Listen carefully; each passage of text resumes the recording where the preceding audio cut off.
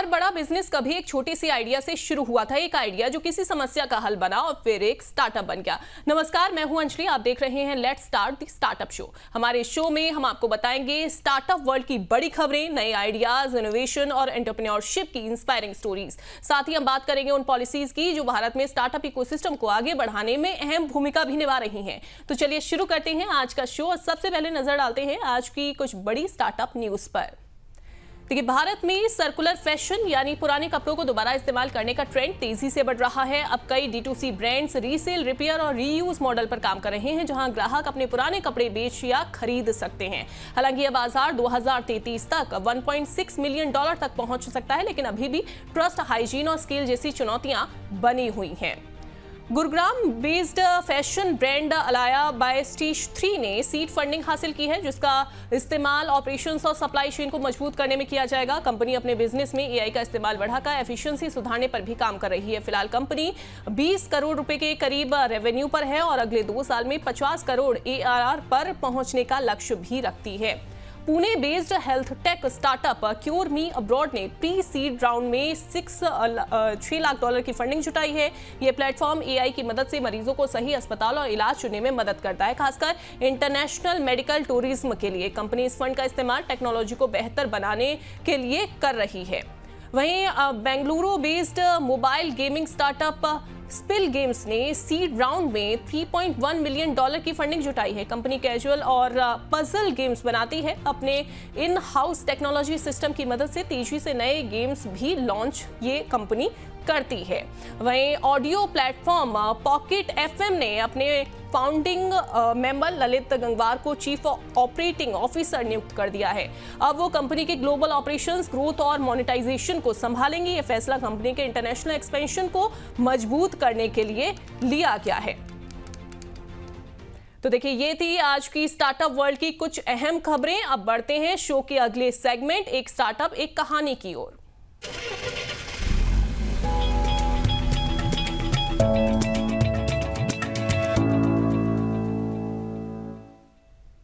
तो आज हमारे साथ शो में हैं अजय अजमेरा, फाउंडर और CEO ऑफ अजमेरा फैशंस, जिन्होंने एक छोटे शहर से इसकी शुरुआत की और साथ ही टेक्सटाइल इंडस्ट्री में अपनी मजबूत पहचान बनाई है। तो मैं अपने दर्शकों को ये भी बता दूं, इनका स्टार्टअप आज न सिर्फ भारत बल्कि कई और देशों में चल रहा है और हजारों लोगों को रोजगार देने में भी मदद कर रहा है। सर, बोनस में बहुत स्वागत है आपका। Thank you ma'am, thank you very much. Sir, सबसे पहले तो मैं अजमेरा फैशन के बारे में ही थोड़ा सा डिटेल में आपसे समझना चाहूँगी। अपने ब्रांड के बारे में थोड़ा सा बताइए और साथ ही आपने इसकी शुरुआत कैसे की, तब आपका लॉन्ग टर्म विजन क्या था? अजमेरा फैशन की शुरुआत मैम 2011 में हुई, लेकिन इस इंडस्ट्री के अगर मेरे एक्सपीरियंस की बात करूं तो मैं 1992 से इस इंडस्ट्री में हूं जी। पहले जॉब करता था, 19 साल मैंने जॉब करी एक लीडिंग कंपनी के अंदर और फिर उसी एक्सपीरियंस को आगे बढ़ाते हुए मैंने खुद का अपना स्टार्टअप चालू किया 2011 मेरा फैशन, और वहाँ से आज तक की जर्नी अभी ज़्यादातर लोगों को पता है क्योंकि सोशल मीडिया आजकल काफ़ी पॉपुलर है और हम सोशल मीडिया का भरपूर यूज़ करते हैं और अपनी बात को लोगों तक पहुंचाने के लिए इस जरिए को बहुत अच्छा मानते हैं और लोगों तक पहुंचाते हैं। बिल्कुल सर, लॉन्ग टर्म विजन क्या है अजमेरा फैशंस का? हम हर घर बिजनेस चाहते हैं मैम। आज समस्या रोजगार की है। काफी हद तक सरकारें कोशिश कर रही है, लेकिन सरकार कितना करेगी? कहीं ना कहीं हमें खुद अपने आप को जागरूक करना होगा, कुछ ऐसा काम करना होगा कि हम 2 लोगों को रोजगार दे सके, ऐसी कुछ रखनी पड़ेगी। तो हम लोगों को बिजनेस करने के लिए मोटिवेट करते हैं और एक बहुत छोटे से अमाउंट के जरिए लोगों को बिजनेस से जोड़ने का प्रयास करते हैं मैम। तो यही विजन, हर घर तक हम बिजनेस को पहुंचा सके। बिल्कुल, हर घर बिजनेस का आपका विजन है लॉन्ग टर्म सर, लेकिन जो ये बिजनेस मॉडल है छोटे व्यापारियों को एम्पावर करना, इसे प्रॉफिटेबल कैसे आपने बनाया, सस्टेनेबल कैसे आपने बनाया इसे? मैम मात्र 25,000 रुपीज से अगर कोई चाहे तो घर से इस बिजनेस की शुरुआत कर सकता है और ये प्रोडक्ट ऐसा है जिसकी डिमांड हमेशा बनी रहने वाली है, क्योंकि कपड़ा आज तन ढांपने का साधन नहीं रह गया है। आज तो फैशन से ये कनेक्ट हो गया है। अगर एक किसी फंक्शन के अंदर कोई लेडीज एक साड़ी पहन के चली गई है तो उसे दूसरे फंक्शन के लिए दूसरी साड़ी चाहिए। तो इतना डिमांडेबल प्रोडक्ट। दूसरी, फिर इसकी कोई एक्सपायरी नहीं है। तीसरा, अगर रिटेल बिजनेस में आपको आना है, कंज्यूमर को बेचना है, तो कोई डिग्री की जरूरत नहीं है इसके लिए।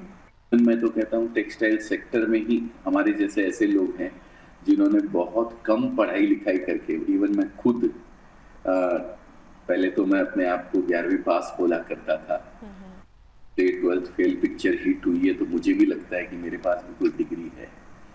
12th फेल पिक्चर, तो मैं अपने आप को 12th फेल बोलने लग गया हूँ। जब मेरे जैसा कोई भी कर सकता है तो इसमें कोई भी कर सकता है। बिल्कुल बिल्कुल सर। सर अगर मैं बात करूं, क्योंकि अभी आपने कहा कि हालांकि ये जो लाइक फैशन की अगर मैं बात करूं तो काफ़ी लोग इसे एक्सप्लोर भी करना चाहते हैं, और ये जो लगातार अगर मार्केट की मैं बात करूं, टेक्सटाइल इंडस्ट्री वो लगातार आगे भी देखिए बढ़ ही रही है, भले ही अनऑर्गेनाइज्ड रही हो, लेकिन लगातार हम देख रहे हैं कि लोग अपना जो फैशन ब्रांड है वो स्टार्ट भी करना चाहते हैं। अब ऐसे में सर आपने कैसे खुद को अलग पोजीशन किया, आपने अपनी जो अलग पहचान है वो कैसे आपने इतने सालों में बनाई? एक्चुअली हमने एक थोड़ा सा गैप यहाँ देखा मैम। सूरत क्या है, बहुत ह्यूज लेवल पे कपड़ा बनाता है, बल्क कपड़ा बनाता है, बल्क ही बेचता है, लेकिन कपड़ा एंड यूजर तक पहुंचते पहुंचते तो कई टुकड़ों में बंट के कपड़ा बिकता है। तो हमारे यहाँ से एक चेन है कि मैन्युफैक्चरर, फिर डीलर, फिर होलसेलर, फिर सेमी होलसेलर और फिर रिटेल, और उसके बाद कंज्यूमर का नंबर आता है। हमने क्या किया, सूरत में बहुत सारे लोग सपने लेके आते हैं कि हमें भी अपना एक बिजनेस स्टार्ट करना है, लेकिन यहाँ के सारे जितने भी मैन्युफैक्चरर, लगभग जैसा एक अजमेरा देख रहे हैं आप, ऐसे 50,000 यहाँ पे हैं मैन्युफैक्चरर्स। सबका एक ही सिस्टम था कि बल्क डीलिंग करनी है। हमने उस मिथ को तोड़ा, एक ऐसा सेटअप तैयार किया कि अगर कोई 25-30 हजार या 50,000 रुपए का भी कपड़ा खरीदना चाहे तो हम उसको उसी प्राइस में देंगे जिस प्राइस के अंदर एक डीलर और होलसेलर को देते हैं। आप अजमेरा फैशन के पास में आपकी जरूरत के हिसाब से आपको कपड़ा मिलेगा, आपकी रिक्वायरमेंट के हिसाब से आपको टेस्ट मिलेगा। आप अजमेरा फैशन से जुड़ करके, ऑलरेडी आप अगर बिजनेस कर रहे हो तो उसको बड़ा कर सकते हो, नहीं तो नए बिजनेस के मालिक बन सकते हो। ये हमने इस गैप को फुलफिल किया, और आज लगभग 1.5 लाख से ज्यादा कस्टमर हमारे साथ जुड़े हुए हैं, जिसमें रिटेलर, होलसेलर, हमारे फ्रेंचाइजी पार्टनर्स, जिन्होंने घर से इस बिजनेस को स्टार्ट किया, हमारे साथ जुड़कर इस बिजनेस को रन कर रहे हैं। बिल्कुल। और सर सूरत की अगर मैं बात करूं तो बहुत सारे ऐसे ब्रांड्स हैं, या फिर मैं यूँ कहूँ कि वहाँ पे अगर कोई अपना बिजनेस किसी को स्टार्ट करना है, किसी को अगर कपड़ों की लाइक अपना जो काम है वो स्टार्ट करना है, सूरत में वो जाते हैं और उसके बाद वहाँ से कपड़े जो हैं वो लेकर आते हैं अपने काम के लिए, अपने बिजनेस के लिए।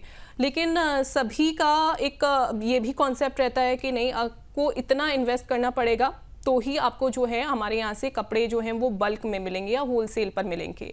25,000 से आपने बिजनेस शुरू करने वाला ये जो कॉन्सेप्ट है सर, 25,000 ही क्यों? मिनिमम अमाउंट 25,000 इसलिए रखी है मैम, सूरत से पार्सल जो जाते हैं वो ट्रांसपोर्ट हो जाते हैं मैम, जिससे ट्रांसपोर्टेशन जो है बहुत चीप पड़ता है। वही चीज अगर हम कुरियर से भेजेंगे तो बहुत कॉस्ट जाएगी, 125 रुपया 150 रुपया पर केजी लगता है कुरियर चार्जेस, और अगर ट्रांसपोर्ट से जाए तो वही 10 रुपया से 20 रुपए के अंदर वो ट्रांसपोर्ट से आपके यहाँ पहुंच जाता है। अब पार्सल मिनिमम जो होता है, ट्रांसपोर्ट वाले जो लेते हैं 50 से 60 किलो का एक पार्सल लेते हैं मैम। कुरियर तो आप एक साड़ी का भी बना के देंगे तो कुरियर लेके चला जाएगा, कोई दिक्कत नहीं, लेकिन ट्रांसपोर्ट छोटा पार्सल नहीं लेता है, वो खो जाने की समस्या उसको रहती है, क्योंकि वो कई जगह ट्रांजिट होता है, उसके बाद वहां पहुंचता है। तो इसके लिए एक मिनिमम पार्सल जो 25-30 हजार, मीडियम रेंज का कपड़ा अगर आप लेते हैं तो 25-30 हजार रुपए का होता है, उतना सेट किया है। बिल्कुल। फ्रेंचाइजी की भी आपने बात की सर। फ्रेंचाइजी मॉडल को स्केल करते समय कंसिस्टेंसी भी बहुत ज़्यादा ज़रूरी होती है। कंसिस्टेंसी कैसे मेंटेन आपने की, कितना चैलेंजिंग आपके लिए रहा?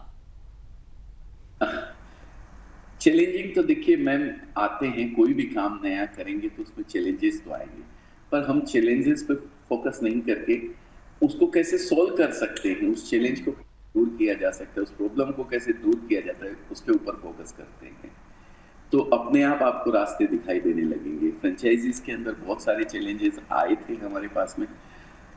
हम 2020 की बात करता हूं मैं, 2020, 2022, 2021, 23 तक हमारे पास में बहुत जबरदस्त डिमांड थी फ्रेंचाइजी की, पर हमें रिटेल का अनुभव नहीं था मैम, बिल्कुल भी। हम मैन्युफैक्चरिंग लाइन से जुड़े हुए हैं, इसके बाद पूरी चेन चलती है, फिर रिटेलर का नंबर आता है। हमें रिटेल का बिल्कुल अनुभव नहीं था, तो हमने एक अपना खुद का आउटलेट किया लखनऊ के अंदर, क्योंकि आज सबसे बड़ा स्टेट है, 20 करोड़ 19 करोड़ की पॉपुलेशन है मैम। कई देश, अगर बाहर की बात करूं तो कई देश आ जाते हैं उसके अंदर, तो हमने कहा क्यों नहीं यहीं से स्टार्ट किया जाए। हमने लखनऊ के अंदर एक अपना खुद का शोरूम स्टार्ट किया। 2020 मार्च में उसकी ओपनिंग हुई थी और अप्रैल में कोविड लग गया था, मई में कोविड, फिर 2021 में फिर कोविड, 4 महीने तो बंद रहा मैं, पोजीशन थी। तो वो स्टोर जब हमने चला के देखा ना, तो हमें पता लगा रिटेल्स में क्या हर्डल्स आते हैं, क्या दिक्कतें आती हैं, क्या चैलेंजेस आते हैं। जब वो चैलेंजेस को हमने दूर किया और हम अपने आप को एक इस मुकाम पे पहुंचा लिए कि भाई हाँ, अब हम रिटेल की हर समस्या को दूर कर सकते हैं, कोई दिक्कत नहीं है, अब हमें पूरा अनुभव है, तो 3 बाद फिर हमने फ्रेंचाइजी देना स्टार्ट किया मैम, और तब जाकर के इसमें हमें सफलता मिली। आज लगभग 250 plus outlets all over India के अंदर हमारे होने जा रहे हैं अभी। और लिटिल विंग्स एक हमने नया ब्रांड चालू किया है फ्रेंचाइजी का ही, जिसमें ओनली किड्स की वेराइटी आती है, किड्स वेयर आते हैं, वो फ्रेंचाइजी भी हम दे रहे हैं। उसके भी 12-13 स्टोर्स ओपन हो चुके हैं, 14 स्टोर्स, और उसको भी आगे ले जाने की पूरी कोशिश है। बिल्कुल बिल्कुल सर। इंडिया के अलावा भी कई और देशों में सर एक्सपोर्ट आप करते हैं, ऐसे में इंटरनेशनल मार्केट्स में जाते समय प्रोडक्ट और प्राइसिंग सर, उसकी जो स्ट्रेटजी बनती है वो कैसे डिसाइड होती है? तो पूरा हमारा एक्सपोर्ट का डिपार्टमेंट है, वो रिक्वायरमेंट के हिसाब से पूरा फुलफिल किया जाता है।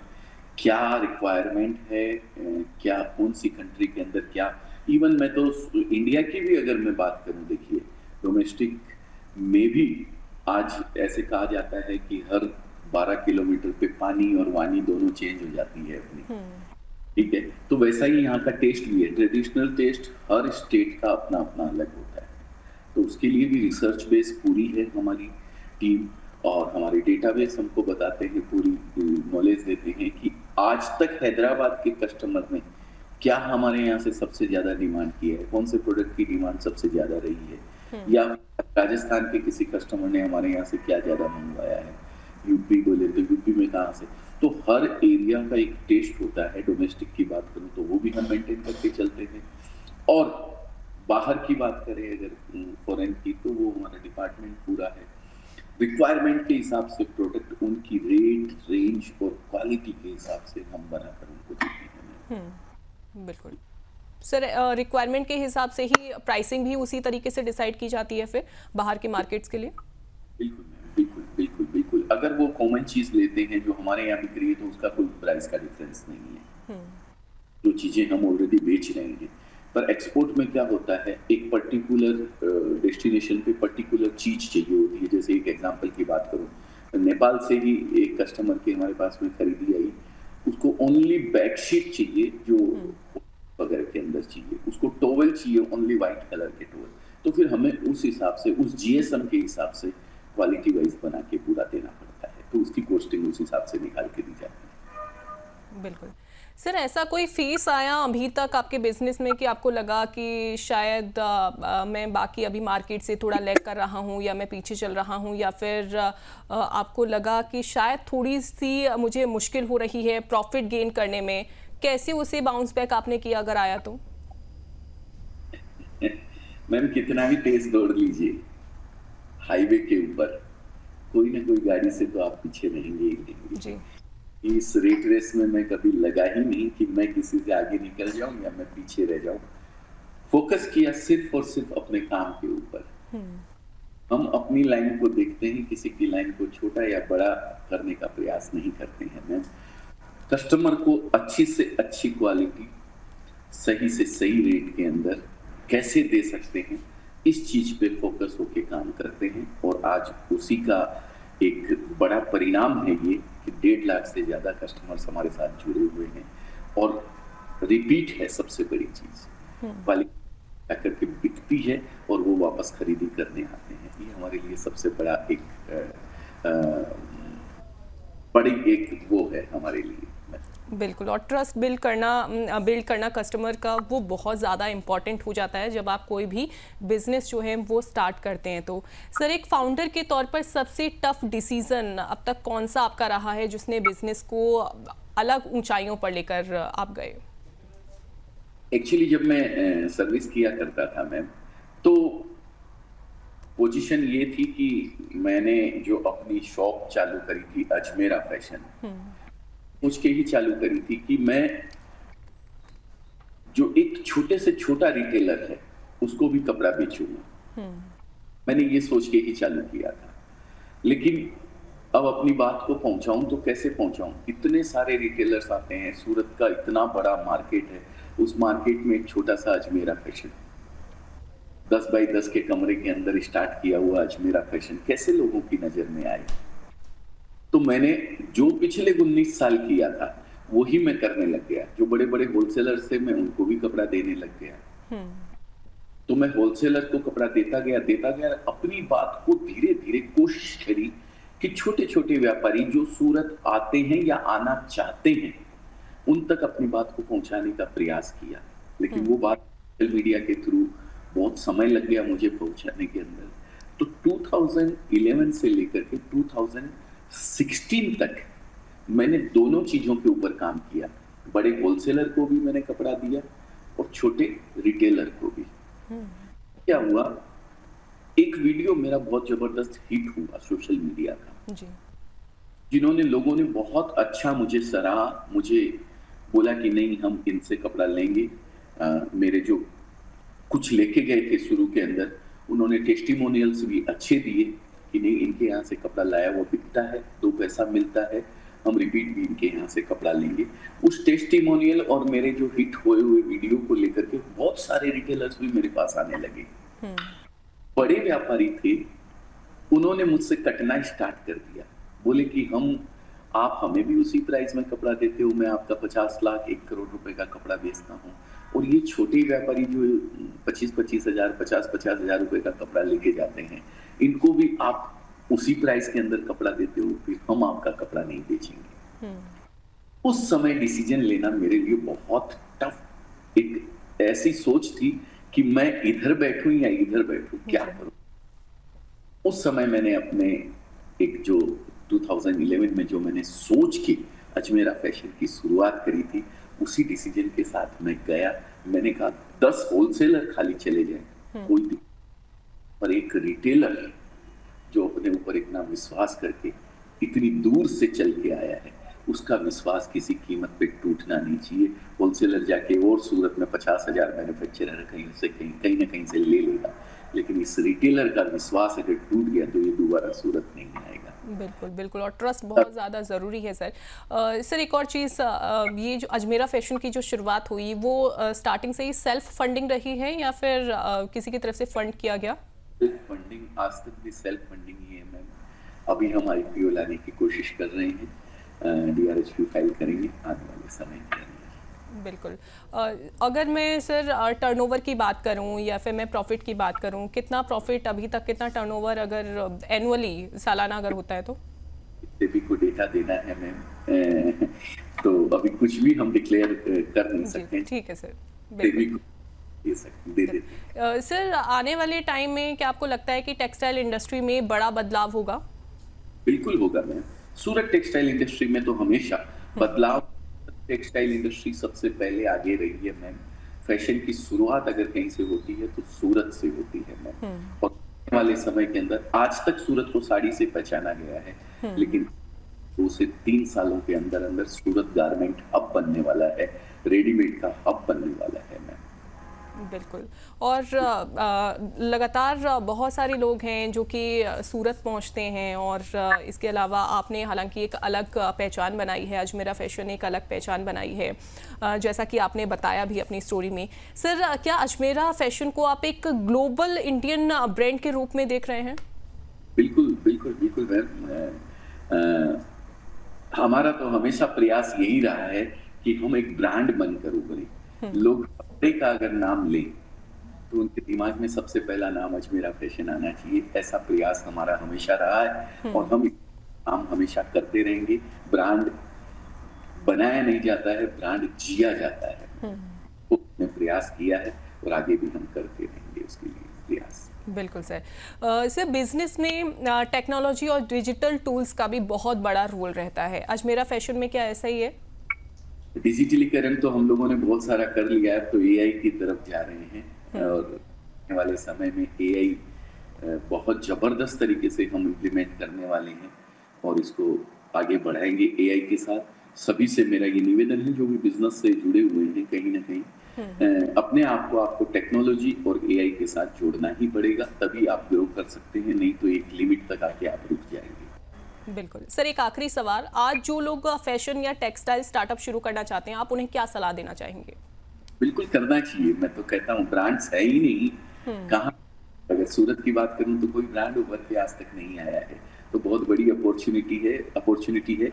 मोस्ट वेलकम है। मैं स्वागत करता हूँ कि भी किसी भी स्टार्टअप के लिए आप आइए, हमारे साथ शेयर कीजिए क्या आपका अनुभव है, क्या आप इसके साथ करना चाहते हैं। हम आपके साथ कंधे से कंधा मिलाकर चलने को तैयार हैं। बिल्कुल बिल्कुल sir, thank you so much sir हमसे बात करने के लिए, और आपने अपना कीमती समय दिया द बोनस को। Thank you so much. Thank you. मैं आपका बहुत बहुत धन्यवाद करता हूँ। अमर उजाला बोनस की प्लेटफॉर्म पे आपने मुझे मौका दिया अपनी बात को लोगों तक पहुंचाने का, उसके लिए तहे दिल से शुक्रिया आपका। Thank you so much sir. तो चलिए अब बढ़ते हैं अपने शो के आखिरी सेगमेंट पॉलिसी डिकोड की ओर।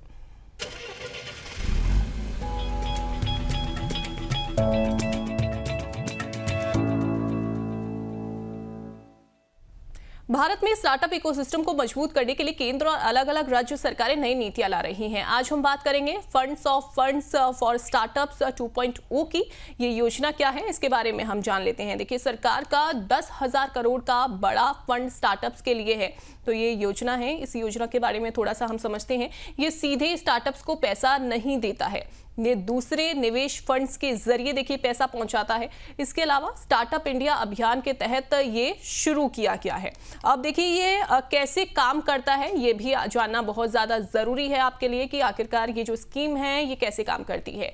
सरकार पैसा देती है निवेश फंड्स AIF को। इसके अलावा ये फंड आगे स्टार्टअप्स को निवेश करते हैं। देखिए, आपको बता दें कि इससे ज़्यादा प्राइवेट निवेश भी अट्रैक्ट होता है। इससे ज़्यादा जो है वो प्राइवेट निवेश जो है वो इसमें अट्रैक्ट होता है, यानी छोटा पैसा बड़ा निवेश इसमें बन जाता है।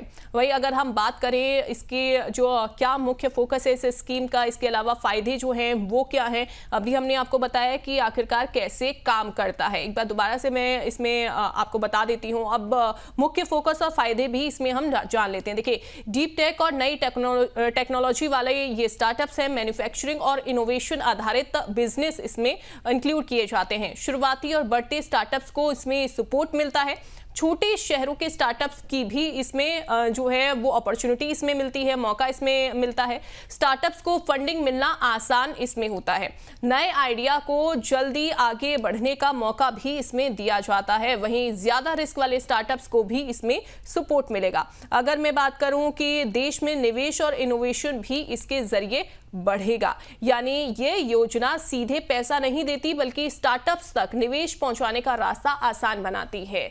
तो ये थी फंड्स फॉर स्टार्टअप्स 2.0, जिसका उद्देश्य नए आइडियाज और एंटरप्रेन्योरशिप को बढ़ावा देना है। उम्मीद करते हैं आपको हमारा ये शो अच्छा लगा होगा। आपके मन में स्टार्टअप से जुड़ा कोई भी सवाल या क्वेरी हो तो आप हमें कमेंट में बता भी सकते हैं। इसी के साथ आज के let's start the startup show में बस इतना ही। नमस्कार।